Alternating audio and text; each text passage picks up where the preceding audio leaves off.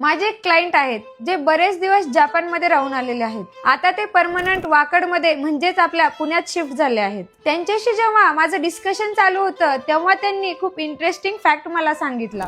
ते म्हणाले जपानमध्ये एक असा नियम आहे की प्रत्येक घराने किंवा फ्लॅटने मिनिमम 500 गॅलन्स ऑक्सिजन रिलीज करायचं. म्हणजे तेवढी झाडं त्यांनी त्यांच्या घरात, गॅलरीत किंवा अंगणात लावायची. तिथलं वातावरण चांगलं ठेवण्यासाठी सरकारने असा नियम बनवला आहे. ते म्हणत होते की यामुळे घरात सुद्धा चांगला फ्रेशनेस, ऑक्सिजन आणि एअर प्युरिफिकेशन मिळतं. असंच काहीतरी आपल्या इथे करता येईल का?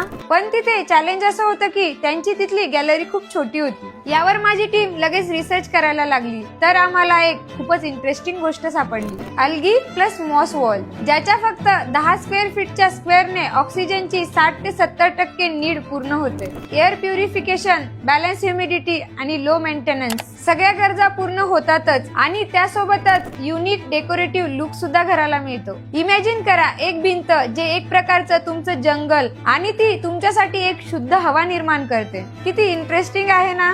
लवकरच आम्ही याचं एक्झिक्युशन चालू करणार आहेत.